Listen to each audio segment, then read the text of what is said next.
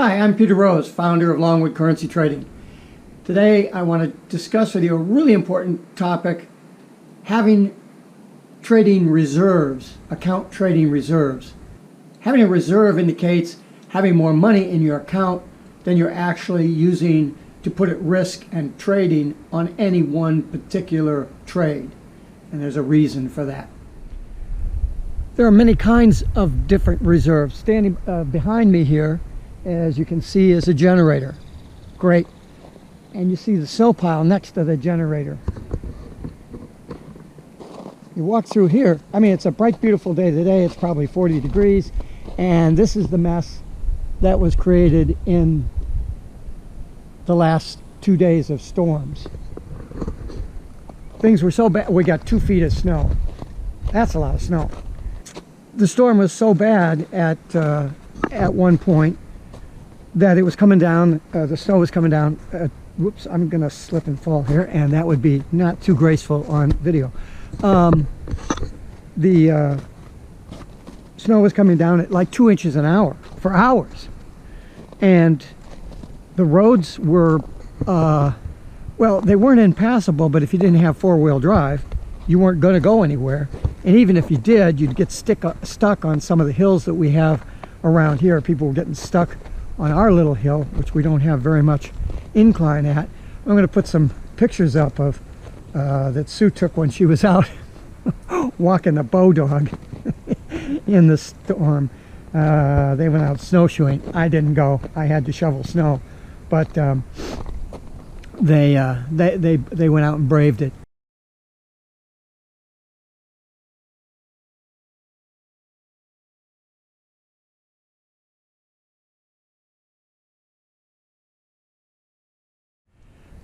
But the reserve generator was there in case the power went off. Did the power go off? No, we were lucky this time the power didn't go off.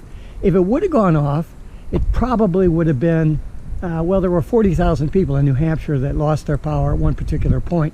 It was a very localized storm, and some of those folks are going to be out for a couple of days. So a couple of days in 20-degree weather, if you don't have backup heat source, that's not where you want to be. That's why you have a generator as a reserve. So back in where it's a little bit warmer. And a little coffee. A reserve is something that's exactly that. You reserve it for use when you need it. So if you're trading a mid-size account, let's say you're trading, you have the capability to trade 3 to 5 lots. Should you be trading 5 lot? Let's say you had enough money to trade 5 lots. Should you be trading 5 lots? Probably not. Because how are you going to take advantage of a small runner if you've lost, let's say your window loss is 60-40 on that five lot position, and you've lost 3 or 4 times in a row as to whatever your stops hit. Let's say you're 20 pips, so you lost $1,000. Now you're in there with your 5 lots and you've got a runner, and it's going to take off. It's at 10 pips, it's at 15 pips, it's at 20 pips, and it starts to roll over and come back, and you get out.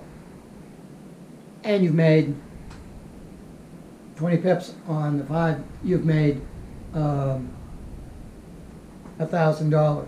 So you can say, well, I've made up for the loss that I taken the 4 times, and now the next one's to make money. Yeah, but the problem is that because you were all in, you couldn't take the chance of another loss because you'd already lost $1,000. And so as that thing rolls back against you, you get out.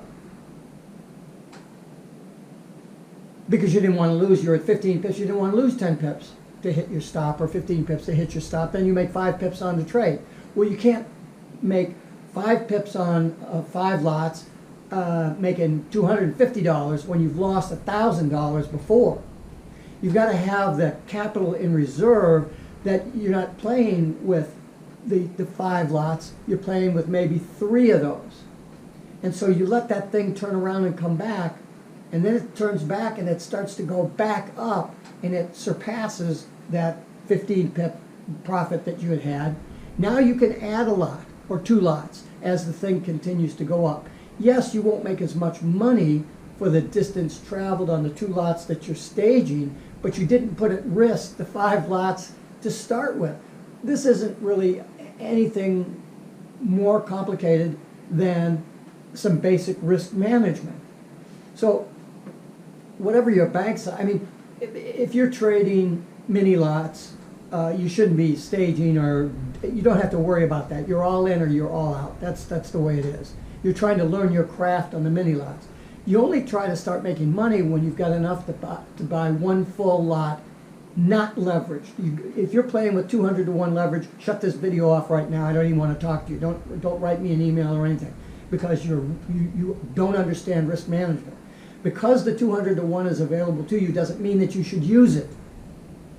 And the only reason you're using 200 to 1 is so you can make money on your 3 minis. And that's crazy, because you can't take a small account and run it to a really large account. At some point, you're going to get jammed up and you're going to lose a lot of money, and you're going to shatter your confidence. Learn your skills on the small lot sizes, the mini lots. Learn your skill, perfect your craft. And then, as you have more money available to you and you start trading 1 lots and 2 lots and stuff like that, now you can start to try to make money. But you don't make money in the way I just said. You only have, let's say, the capital to trade 2 full lots. It's 20 bucks a pip. What are you going to do? You're going to try to make 100 pips a day, so you're making 2,000 bucks a day? I don't think that's going to happen, right? I mean, you know that. You might go out 3 months and make 100 pips, or you might do it in 4 days. I mean, but how do you want to play that? You only have enough to trade 2 full lots. So you can't be saying, well, I'm going to be a position trader, and I'm going to hold this thing for 5 days or 5 months or whatever it is, because it's going to come back against you so many times, and you're going to go, oh, I don't want to go negative, or I don't want to lose all the money that I made. Your head's going to work against you. You only go into not having psychological problems when you have a lot of money in your account and you trade a percentage of that, so that when things go badly, the net effect of bad isn't bad. And you can hold those positions for longer if you have the skill to say, at some point, XYZ should happen. If you're in a negative position and price isn't doing what it should be doing in order to fulfill the end goal of your trade, then you got to get out. And you'll have the confidence to get out, because you're not losing a lot of money when you close out. Let's say you have enough money to trade 5 full lots, and you're trading 3 to start. Well, then it retracts, and it takes 10 pips. You're out 300 bucks. You go, oh, okay, that's fine. Because when that 3 lots goes into profit, now you're 3 pips into profit. You're 8 pips into profit. You know, you're on a $30 a pip process. Now you're $400 ahead. Now you have some choice to make. You can trail your stop behind that, or do whatever you want to do, or you can start putting in some more lots. That's your reserves. And the reserves are not meant to use until certain things happen. This is one of the biggest hurdles that traders have to overcome as to when you start breaking your bank up into stageable lot positions. There's a difference between building a position and then staging into the position. And when you start staging, as opposed to when you finish building, is a very critical issue in your risk management. If you don't understand how to do that, you better start thinking about it. I mean, I think a couple of videos ago, I said I've spent 30 or 40 pages, almost, yeah, of a 200-page manual discussing large-scale lot size position accounts, okay? So when you get up into the larger position accounts, you're not taking 10 lots and going all in, all out. if that's all the money that you have. If you're trading 3 lots, you go all in, all out until you get to a certain point, and then you do something different with that. If you get the timing wrong, if you're a new trader and you're watching what all these guys are doing with their reasonably sized positions, and you're trying to duplicate that, you're not doing yourself any favors. You're not going to understand the dynamics of the 3 questions that you got to ask yourself for every rule that you're going to create for your trading. What do I got to do? How do I do that? And the most important one is, when do I do it? That constitutes the rule. And the rule has to be stated in a, what I call, event response model of developing. Because if you get the order of the rule wrong, you're going to get the result wrong. It's not difficult. This is simple stuff. But if you don't know how to do it, and you don't have the idea of what these simple steps are, you're gonna get that one part wrong. It's gonna be a mess for you, and you're not gonna understand whether your rule is reasonable and logical or not, based on the conditions that you've laid out in your trading plan and in the framework that envelops your trading plan. What are all those things? That's what I teach. But you can figure this out for yourself. Just don't watch all these guys that are out there, and you're messing with your 3 minis or your 1 full, and you're trying to make a lot of money. Can you make money with one full lot? Sure you can. You can take and again, I'm not talking about 200 to 1 leverage where you have 1 full lot, let's say, or let's say you got $10,000 in your account. 200 to 1, you could trade 20 full lots almost, right? What are you going to do? Where's your risk management? When that thing turns around and goes 10 pips against you, you're gone. You're almost down to margin. So you have to look at these reasonable steps. You're not going to get your driver's permit and then go out and drag race if you haven't driven in highway traffic before. It's nice to watch the drag racers drag race. That doesn't mean you can do it. Just because you see them do it doesn't mean that you can do it. You can do it at some point when you go through a series of steps in order to perfect your driving skills so that you don't kill yourself or somebody else when you're out driving on the track. I don't know what it is with traders, currency traders, who think that you're going to take $500 and run at the $550,000, or you're going to be able to replace your job. You're going to replace your job income on a trading 2 full lots. Even if you had $20,000, what are you going to be doing? You're trading 40 lots on $20,000, 10 lots on $40,000. I mean, you got to be out of your freaking mind. Because the leverage works differently in currencies than if you're listening to some guy talk about how they're leveraging up in the stock market. You can't even go in 50%. That's the most margin you can get in stocks. Well, in the United States anyway. And if you're in some other country where you can lever up on that, well, that's your problem. Your government is not protecting you from your own stupidity. I always teach according to what the rules in the larger developed countries are for how they're managing or helping folks manage their investments and their trading. And trading is kind of a dirty word with most government folks looking at retail traders, right? But they don't trade, so they don't know, they don't understand it. And so what the more developed countries do is they look at the bank failures, and they look at all this other stuff, and they look at what trading is all about. And they go, wait a minute, here's the reason these guys are getting into trouble. In the currency markets, a large FOREX broker many years ago did a study and showed 43 million transactions, over 25,000 traders, showed that 90% of them lost 90% of their money in 90 days And though 72% of their trades were profitable, they still lost all their money. So the rules are there to prevent you from your own stupidity or listening to these assholes that are out there telling you stupid shit to do.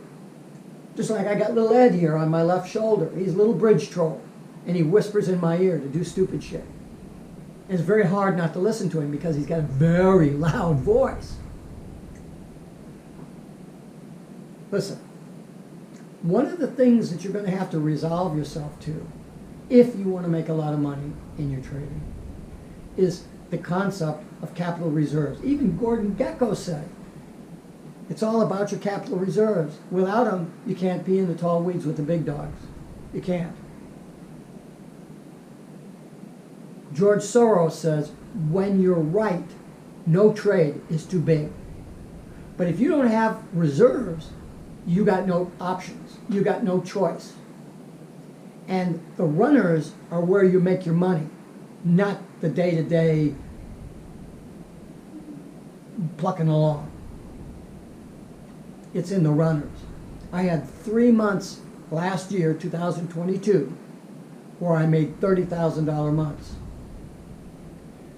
The normal month, and again, I had started the year with 3 lots, and then I went through, it was about a 7-month period of time. I went from trading 3 full lots to position sizes up to 25 lots.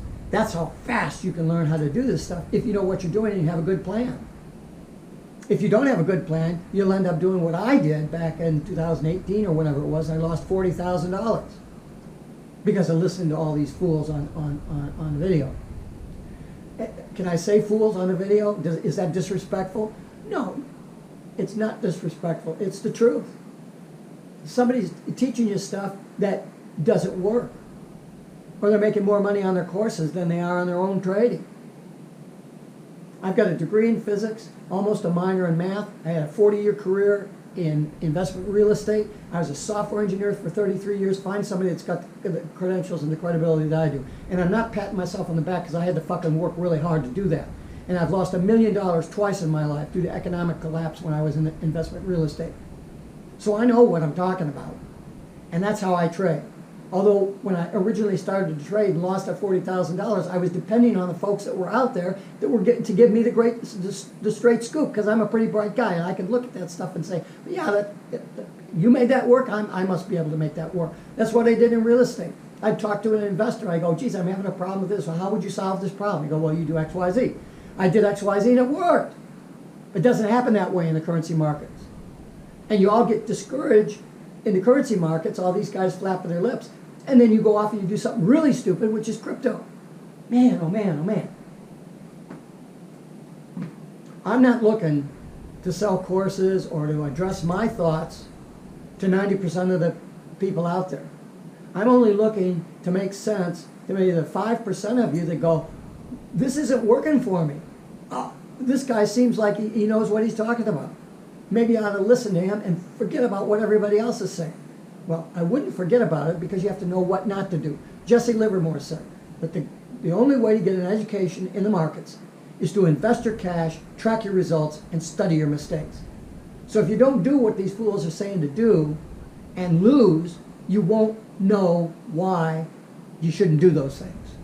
That's what the small accounts are for. When you start trading, you're trading 3 minis or 1 mini account, 1 mini lot. That's how you learn. When I work with somebody, it's 1 mini account. In the demo account, it's 1 mini account, one lot on a mini account in your real live account. Until you can reach some trading metrics that are solid so that I can say, well, yeah, okay, let's step up your game. Let's go from the 1 mini to trading 1 full. And we're not breaking the 1 full lot into 10 minis. We're going all in, all out, just like we did on that one mini account, one lot, one mini lot. Because you're always holding in reserve some amount of money in your bank. You got $10,000 or $20,000 in the bank, you're going to trade with 1 mini lot, or you're going to trade with 1 full lot. until you cross certain metric guidelines, and then I'll show you how to build a base of successful trading so that even though you're not using your full account, you're making enough money to make it worth your while.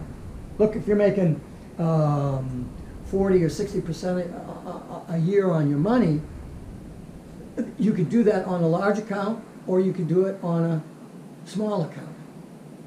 If you have a small account and you're making 40 to 60% on that small amount of money, let's say you are trading to your profit target level with 3 lots of the 10 that you have available to you, you can make a pretty good dent in your income just trading 3 full lots if you're not leveraged high.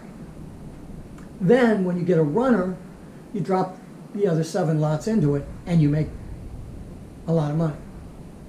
The trick that I'm trying to get folks that listen to me to do is to first learn the craft, and then when you're actually trading a real account, to learn how to go all in, all out with that money so that you develop some really good statistics so that you're happy with the amount of money return from a return standpoint from that 1 full lot that you're trading or that 2 full lots that you're trading. That gives you the confidence to up your game, 3 to 5 lots. You just repeat, wash and rinse and repeat. And then when you get up to, I'm trading a low 6-figure account, almost mid. So how do you make that transition? How did I make the transition from trading 3 fulls to trading position sizes of 20 and 25 lots? And that wasn't all the money that I had in my account, because I always keep dry powder. So the point of the video, I guess, and showing you the generator out there, is that there's certain things that you have in reserve and you hope you never have to use it in the case of a generator. And in the case of trading currencies, you have that money there and maybe you'll never use it. But that's okay, because I can teach you how to take the money that you are using and make enough of a percentage gain against that so that it will enhance your life. That's the name of the game. And then when you get a runner, if you've worked with me over a long enough period of time, when you get a runner, man, you make a lot of money. You'll have a $30,000 a month. Wouldn't that be sweet? A lot of you'd be really happy making $30,000 a year. So let's get realistic about things, and let's think about how you would structure your trading if you had a reserve behind that.